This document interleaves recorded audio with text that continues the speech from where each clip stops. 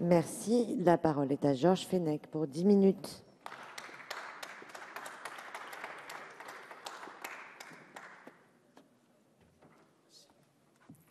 Madame la présidente, Madame la ministre, Monsieur le président de la commission des lois, Messieurs les rapporteurs, mes chers collègues, en application de la Déclaration universelle des droits de l'homme et du citoyen de 1789, qui fait de la sûreté un droit naturel et imprescriptible, notre pays doit tout mettre en œuvre pour protéger nos concitoyens. Cette exigence passe par une politique pénale reposant sur 2 piliers, la prévention et la répression. Hélas, nous devons déplorer que vos annonces de projets de réforme, plus particulièrement dans leur volet répression, ne seront pas à la hauteur de la montée de la délinquance, déjà 45 000 victimes supplémentaires depuis le changement de majorité, alors qu'entre 2002 et 2012, ce ne sont pas moins de 500 000 victimes qui ont été épargnées. Inutile de se faire des illusions. Cette courbe ne s'inversera pas, car vos annonces de projets, s'inspirent d'une idée fausse, celle que le crime n'est qu'un sous-produit de la misère et que des actes individuels de délinquance, comme les rébellions collectives des quartiers difficiles, ne seraient qu'une réponse légitime à l'injustice sociale. Pour votre majorité, la véritable insécurité serait économique et non criminelle. Il suffirait donc de lutter contre les inégalités pour faire disparaître les violences. Ce courant de pensée rousseauiste se réfère historiquement à la guerre des farines, annonçant la révolution de 1789, à la révolte des canuts lyonnais en 1831, à la Commune en 1871. Lionel Jospin en 2002, époque contemporaine, alors qu'il était Premier ministre, ne faisait-il pas publiquement cet aveu ? J'ai péché par angélisme, j'ai cru qu'en faisant reculer le chômage, on lutterait contre la délinquance. J'ai retrouvé également un écrit de notre ancien collègue du Parti socialiste, Julien Drey, en 1999. Dit-il, « Et je dois reconnaître que j'ai également commis cette erreur, en affirmant moi aussi, au début des années 90, la vraie insécurité, c'est le chômage. » C'est aussi l'époque du slogan lancé par le syndicat de la magistrature, je cite, « Chassons la prison de la tête des juges ».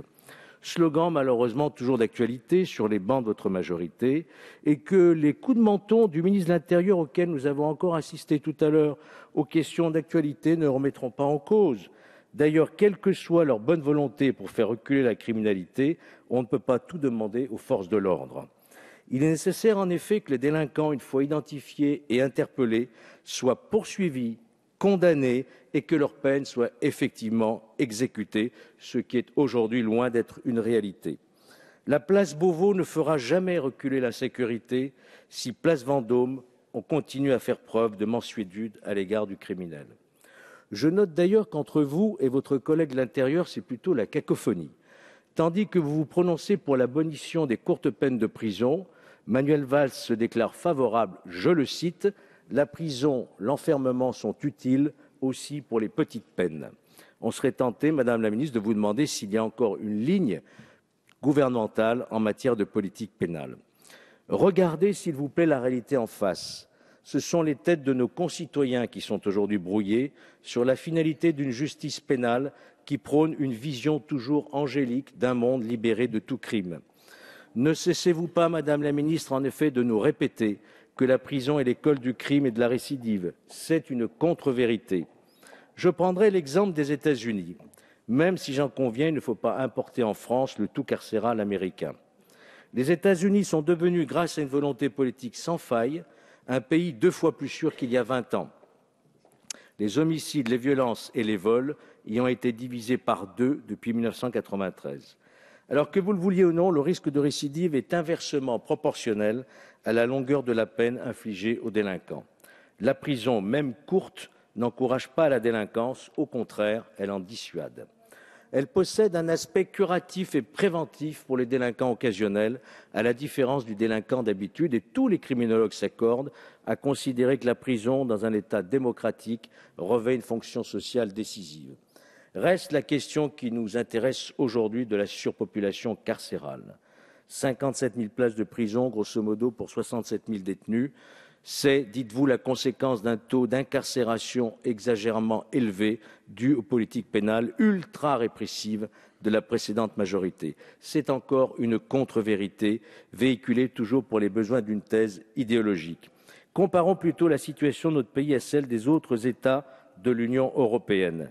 La moyenne du taux de détention pour 100 000 habitants dans l'Union européenne est de 122. La France est en dessous, avec un taux de 100. Derrière l'Espagne, 130, le Royaume-Uni, 150, ou la Pologne, 210, et à quasi-égalité avec l'Italie, la Belgique, le Portugal ou les Pays-Bas. À cet égard, je note aussi que le contrôleur général des lieux de privation de liberté considère lui-même que la France est déjà dans la moyenne européenne et qu'il serait difficile de réduire davantage ce taux d'incarcération. En vérité, si nos prisons sont surpeuplées, ce n'est pas parce que le nombre de détenus est excessif, c'est parce que le nombre de places de prison est notoirement insuffisant. En abandonnant le programme 20 000 places supplémentaires de prison décidé par la précédente majorité, non seulement vous ne vous attaquez pas à cette surpopulation carcérale, mais vous envoyez du même coup un message d'impunité en annonçant toute go l'abrogation des peines planchers, de la surveillance de la rétention de sûreté, des tribunaux correctionnels pour mineurs récidivistes. Vous allez même jusqu'à proposer la dépénalisation de certains délits, la mise en liberté conditionnelle automatique aux 2/3 de la peine et enfin la règle du numerus clausus.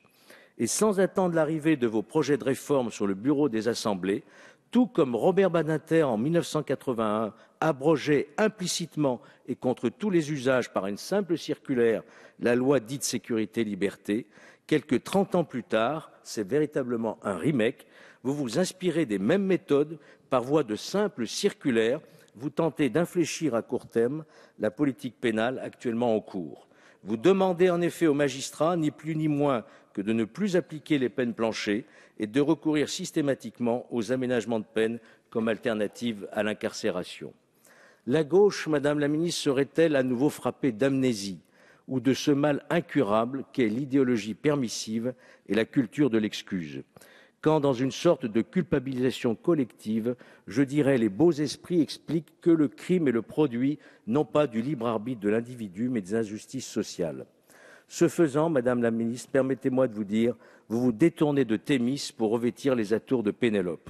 Non seulement vous vous apprêtez à détricoter minutieusement tout le travail de la précédente majorité qui avait pourtant porté ses fruits, puisque entre 2002 et 2012, on a enregistré, que vous le contestiez ou non, une baisse de la délinquance générale de 16%.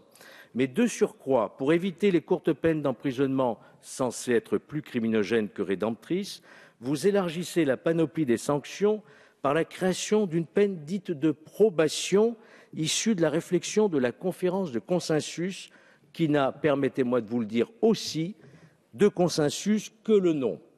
Cette conférence, je le rappelle, fut dirigée par la magistrate Nicole Maestracci, tout acquise à la cause, et qui, à peine sa mission remplie en bon soldat, se voyait propulsé membre du Conseil constitutionnel sur proposition du président de la République. À y regarder d'un peu plus près, cette trouvaille, la peine de probation, n'est qu'un simple habillage de l'existant, sursis avec mise à l'épreuve, travail dans l'intérêt général, etc. En réalité, un leurre, sans effet majeur sur la récidive, de la poudre aux yeux, en définitive.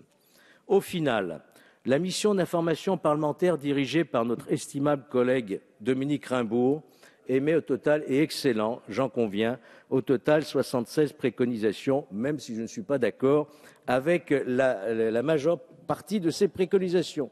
Certaines font l'objet d'un consensus, un vrai cette fois. Je citerai à titre d'exemple le débat annuel de politique générale devant le Parlement, ou bien encore le renforcement du suivi des personnes placées sous surveillance électronique. J'approuve d'autant plus que j'avais moi-même conduit une mission sur ce mode alternatif à l'incarcération et je ne puis donc qu'encourager à sa montée en puissance. En revanche, d'autres propositions doivent être dénoncées avec force. Il me paraît en effet dangereux en termes de signal adressé aux délinquants, mais également contraire au principe de l'individualisation des peines, cette libération conditionnelle automatique aux 2/3 de la peine. De même, j'évoquerai l'instauration de ce numerus clausus inconnu dans toute l'Europe, Outre qu'il serait contraire aussi à l'individualisation de la peine, il constituerait une rupture d'égalité des détenus sur l'ensemble de nos prisons françaises. En conclusion, Madame la Ministre, mes chers collègues, vous l'aurez compris, notre groupe politique désapprouve ce rapport parlementaire. Comme j'en suis convaincu, une large majorité des Français le diront. Madame la Ministre, vous seriez bien inspirée de relire Tocqueville lorsqu'il écrivait « Il faut que le détenu ne souffre pas physiquement en prison, mais il faut aussi qu'il s'y trouve assez malheureux des suites de son crime pour que la peur l'empêche à nouveau de violer la loi et arrête d'avancer ceux qui veulent l'imiter. »